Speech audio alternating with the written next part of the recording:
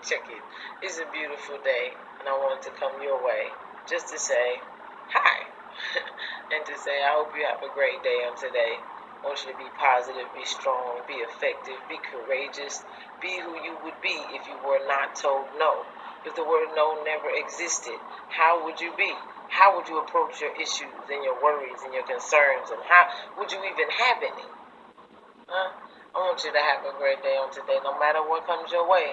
Look alive, be effective, be hopeful, be peaceful. Huh? Walk in love, and you will be well.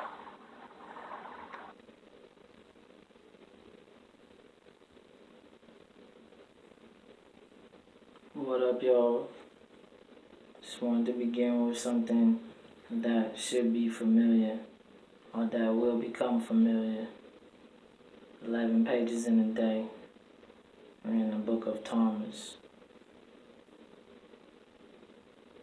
This one is entitled Spiritual Leaders. The first problem the seeker encounters in spiritual life is lack of spiritual guidance. The second, and usually even worse problem, is when he gets spiritual guidance. This is no joke. If it is a fearful thing to fall into the hands of the living Creator, according to Hebrews 10 and 31, what is it to fall into the hands of incompetent or dishonest spiritual teachers and gurus? I have to confess that I am continually appalled at the thought of what will happen today to the soul that decides to take up meditation or find a teacher of spiritual life. Like a reverse of the radio ads for Ivory Soap that I heard as a child, the entire situation is 99 and 4 for 100% impure. In Chinese Buddhism, they speak of the unlikelihood of a blonde sea turtle surfacing directly beneath a floating log, and that it is about how unlikely it is to receive competent spiritual instruction, especially in meditation. Bamboozled by the razzmatazz of the hawkers in the meditation market, people wander for decades in futility and confusion. Few found the way, particularly in the West.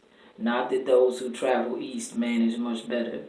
I did not even give thought to those who only want to learn intellectual truth. Their wandering and hopelessness is guaranteed by their very interests.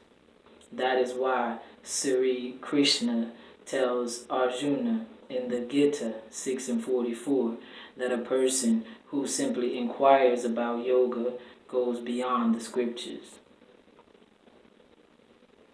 This part is entitled Soul Friend.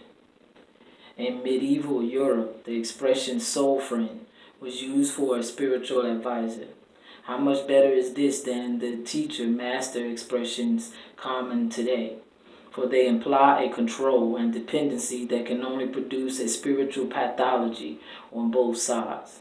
How rare is a friend of the soul that will teach the needful and no more.